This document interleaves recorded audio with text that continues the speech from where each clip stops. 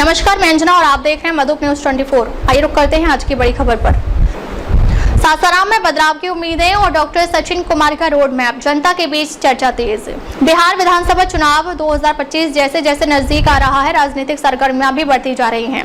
सासाराम विधानसभा क्षेत्र जो ऐतिहासिक और राजनीतिक दृष्टि से हमेशा महत्वपूर्ण रहा है, इस बार बदलाव की आहट महसूस कर रहा है। हाल ही में नौकरी सभा के मंच से डॉक्टर सचिन कुमार ने जनता के सामने अपना विकास रोड मैप रखा, जिसे लोगों ने ध्यान से सुना और सराहा भी। सभा स्थल पर जुटी भीड़ ने इस बात का संकेत दिया कि जनता अब विकास के मुद्दों को गंभीरता से सुनना चाहती है। डॉक्टर सचिन ने जिस तरह से आधारभूत संरचना, शिक्षा, स्वास्थ्य और रोजगार के मुद्दों को अपने एजेंडे में शामिल किया, उससे आम नागरिकों के बीच उम्मीद जगी। लेकिन इसी बीच कई लोग अभी भी असमंजस में हैं कि क्या सचमुच यह बदलाव संभव होगा या यह भी एक चुनावी वादा बनकर रह जाएगा। जनता की राय, समर्थन और संदेह दोनों। सभा में मौजूद लोगों का कहना था कि सासाराम लंबे समय से उपेक्षा का शिकार रहा है। सड़कें, बिजली, पानी, स्वास्थ्य सुविधाएं और शिक्षा, इन सभी क्षेत्रों में काफी सुधार की जरूरत है।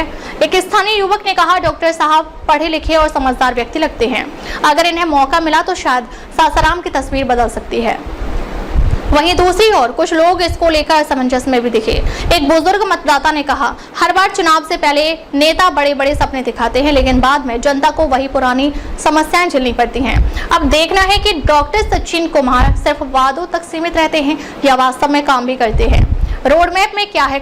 डॉक्टर सचिन कुमार ने अपने भाषण में विशेष रूप से यह अपील की कि जनता पार्टी नेतृत्व तक अपनी आवाज पहुंचाएं और ऐसे उम्मीदवार को चुने जो शिक्षित हो, पढ़ा लिखा हो और सासाराम के भविष्य की योजना बना सके। उन्होंने कहा कि शहर और विधानसभा क्षेत्र की असली तरक्की तभी संभव है जब जनता साफ नियत और मजबूत नेतृत्व वाले प्रतिनिधि का चुनाव करे। उनके रोड मैप में शिक्षा के क्षेत्र में विश्वविद्यालय और तकनीकी संस्थान की स्थापना, स्वास्थ्य सेवाओं का विस्तार, स्थानीय उद्योगों को प्रोत्साहन और आधुनिक ढांचे का विकास जैसे मुद्दे प्रमुख रहे। बदलाव की चाह, सासाराम की जनता में बदलाव की चाह साफ दिखाई देती है।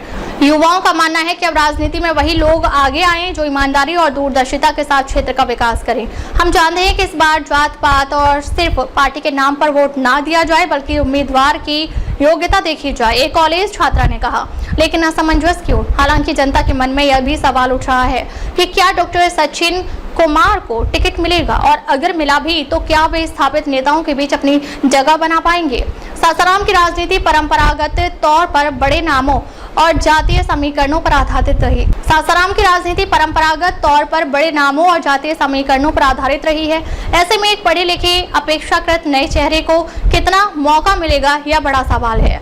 कुछ लोग इस पर आशावादी हैं। उनका मानना है कि आज की राजनीति में शिक्षित और विकासोन्मुख नेताओं की जरूरत है। वहीं कुछ लोग मानते हैं कि जमीनी राजनीति और जातीय समीकरणों के बिना कोई भी उम्मीदवार मजबूत स्थिति में नहीं पहुंच सकता। डॉक्टर सचिन कुमार की अपील। सभा के दौरान डॉक्टर सचिन कुमार ने बार बार इस बात पर जोर दिया कि जनता अपनी आवाज को मजबूत तरीके से रखे। उन्होंने कहा, अगर लोग अपनी राय स्पष्ट रूप से देंगे तो पार्टी भी इस पर गंभीरता से विचार करेगी। मेरा मानना है कि टिकट उसी को मिलना चाहिए जो पढ़ा लिखा, ईमानदार और क्षेत्र की बेहतरी के लिए सोच रखने वाला हो। आगे की राह। सासाराम में इन दिनों यह चर्चा आम है कि क्या डॉक्टर सचिन कुमार वास्तव में बदलाव की उस उम्मीद को पूरा कर पाएंगे जिसकी तलाश जनता कर रही है।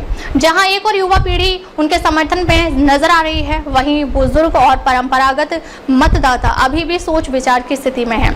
डॉक्टर सचिन कुमार का रोड मैप और उनकी साफ छवि ने सासाराम की जनता को सोचने पर मजबूर कर दिया है। लोग बदलाव चाहते हैं, पर मन में यह संशय भी है कि क्या यह बदलाव सचमुच आएगा। बिहार विधानसभा चुनाव 2025 इस असमंजस का जवाब देगा और तय करेगा कि सासाराम किस दिशा में कदम बढ़ाता है। इतना साफ है कि सासाराम की राजनीति में डॉक्टर सचिन कुमार का नाम चर्चा के केंद्र में है और जनता की उम्मीदें तथा उलझनें दोनों इनके इर्द गिर्द घूम रही हैं। यहाँ पर आया कि सासाराम का विकास हवा में नहीं किया जा सकता है।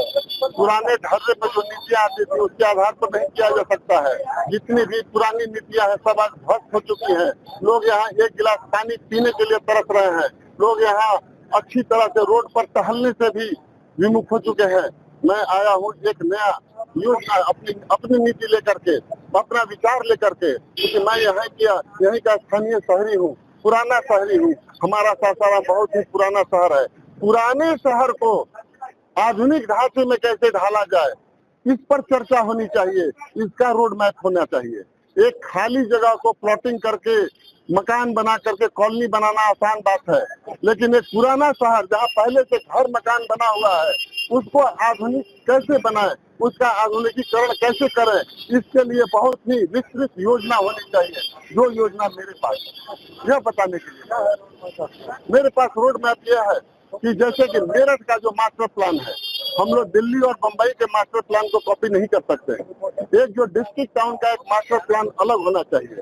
उस मास्टर प्लान के अंतर्गत इस सासाराम का तो यह प्राचीन शहर है, प्राचीन शहर को आधुनिक बनाने के लिए एक अलग रोड मैप होता है और उस रोड मैप की चर्चा मैं लोगों के बीच में करना चाहता हूँ, कर रहा हूँ और इसी आधार पर सासाराम को विकसित करके आर्थिक रूप से समृद्ध बनाया जा सकता है और आपसी भाईचारा को फिर से बहाल किया जा सकता है, ताकि सौहार्दपूर्ण वातावरण में हम लोग घूम सके, रह सके और अपना अपना काम कर सके।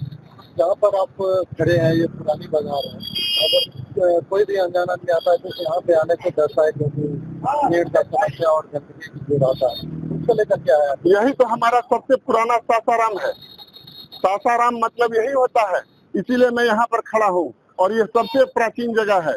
इस प्राचीन जगह को आधुनिकता से कैसे जोड़े, इसी पर तो मैं चर्चा करना चाहता हूँ। इसको हम लोग इसी के हाल पर छोड़ दें, ऐसा नहीं हो सकता है। हम लोग ग्रेटर सासाराम बना करके इस सासाराम को, जो हमारा पुराना सासाराम है, इसका विकास नहीं कर सकते।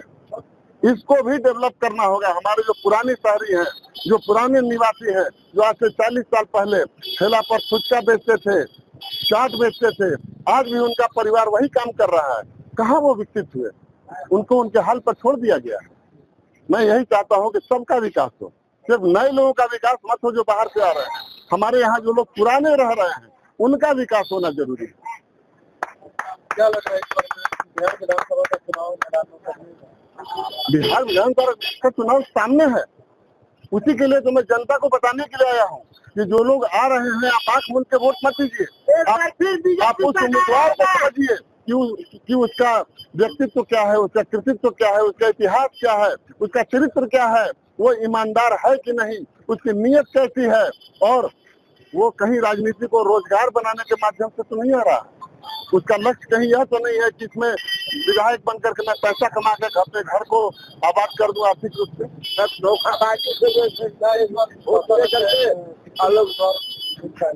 मैं चाहता हूं कि यहाँ सासाराम के लोग इस बार शिक्षित उम्मीदवार को, जिसके पास अपनी योजनाएं हो, जिसका अपना व्यक्तित्व हो, जिसका अपना सोच हो और जिसके अंदर क्षमता हो, उसको चुने और ऊपर के नेतृत्व को मजबूर करे कि आप अरे गारा नत्थू खैरा को टिकट देके मत भेजिए, हम लोग उसको वोट नहीं देंगे, हम लोग अच्छे आदमी को वोट देंगे। क्या परिचय? मैं डॉक्टर सचिन कुमार, मैं यहाँ सर्जन हूँ सासाराम में, अपने परिवार के साथ। ये सभी मेरे परिवार हैं, हम लोग यहीं के स्थानीय हैं। हमारा 4-5 पुष्प मुझे याद है। हम लोग न कहीं से आए हैं न कहीं से लाए गए हैं, हम लोग यहीं पर पैदा हुए हैं और अपने लोगों के बीच में ही बड़े हुए हैं। अब तक के लिए बस इतना ही, फिर मिलते हैं एक ऐसी ही बड़ी खबर के साथ। अब तक के लिए नमस्कार और देखते रहिए मधुप न्यूज़ 24।